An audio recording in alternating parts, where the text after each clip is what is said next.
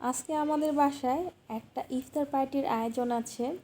তো এই আয়োজনটা করেছে আমার কিছু ছোট ভাই বোনেরা, আর এটা হবে আমাদের বাসার ছাদে। তো যাই হোক, আমি ভাবলাম আমিও কিছু একটা করি। এজন্য আমি রান্না করছি চনার পোলাও। এর জন্য চুলায় একটা কড়াই বসিয়ে পর্যাপ্ত তেল আর পেঁয়াজ দিয়ে আমি ভেজে নিচ্ছি।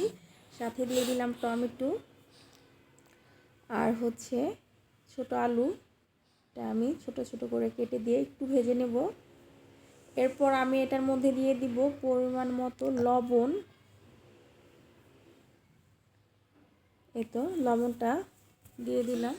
লবণ দিয়ে একটু নেড়ে নেব। লবণ দিলে দেখা যায় যে টমেটোটা নরম হয়ে যাবে, পেঁয়াজগুলো তাড়াতাড়ি নরম হয়ে যাবে। তো এটা কিছুক্ষণ ভেজে এর মধ্যে আমি বাটা মশলা দিয়ে দিব। এখানে আমি প্রায় 1.5 টেবিল চামচের মতো আদা বাটা দিয়ে আবার একটু নেড়ে দিচ্ছি। অন্য কোনো মশলা আমি তেমন একটা দিব না। তো মশলাটা এর মধ্যে আমি একটু বিরিয়ানির মশলাও দিয়েছি, বাট ওটা আমার স্কিপ হয়ে গেছে। আর এখানে আমি আধা কাপের মতো টক দই নিয়ে ফেটিয়ে নিছি। এদিকে কিন্তু যে মশলাটা কষাচ্ছিলাম এটা হয়তো রেডি হয়ে গেছে, উপরে তেল ভেসে আসছে। এখন এর মধ্যে আমি চনাটা দিয়ে দিব, মানে ছোলা সেদ্ধ করে রাখা ছোলাটা দিয়ে দিব। দিয়ে একটু নেড়ে চেড়ে আমি কষিয়ে নেব এটাকে আর কি। এই তো সাইড থেকে আরেকজন এসে আবার একটু নেড়ে দিয়েছিল, আমাকে হেল্প করলো আর কি। তো এখানে এটা কষানো হয়ে গেছে। এখন আমি চাল ধুয়ে এই তো ঝরিয়ে রাখছিলাম, এটা আমি দিয়ে দিব। চালটাও কিছুক্ষণ ভেজে নেব।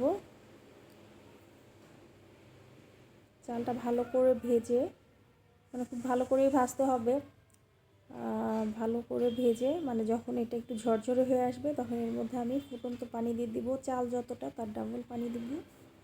ফুটন্ত পানিটা দিলে হয় কি তাড়াতাড়ি এটা বলক চলে আসে আর পোলাওটা ঝরঝরে হয়, সুন্দর হয় আর কি। তো এখন আমি আবার এটাকে ঢেকে দিলাম। ঢেকে আবার কিছুক্ষণ পরে একটু ঢাকনাটা খুলে নেড়ে দিচ্ছিলাম, নিচে আবার লেগে যায় কি না। অনেক সময় দেখা যায় যেহেতু আতপ চাল নিচে লেগে যেতে পারে, অনেক সময় লেগে যায় আর কি। এই তো এখন আমি টক দইটা দিয়ে দেবো, ফেটানো টক দইটা। যেহেতু আমার এক হাতে ক্যামেরা ছিল এই জন্য আমি একবারে দিতে পারছি না, ক্যামেরাটা অফ করে বাকিটা দিয়ে দিব আর কি। বাকি টক দইটা দিয়ে নেড়ে দিচ্ছি।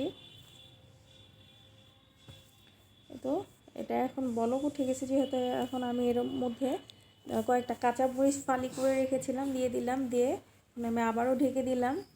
তো এটার এখন আর তেমন কোনো কাজ নেই। এটা এখন চুলার আঁচটা কমিয়ে একটু নেড়ে চুলার আঁচটা কমিয়ে আমি রেখে দিব। এটা আস্তে আস্তে হয়ে যাবে হালকা হিটে।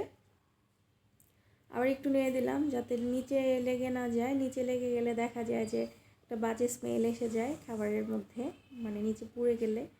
তো ঢেকে দিলাম। এটার আর কোনো কাজ নেই, আমার কাজ এটার জন্য এই পর্যন্তই। এখন এটা ওর মতো হতে থাক। আর এদিকে এই তো আর সবাই বাকি আয়োজনগুলো করে নিচ্ছে আর কি।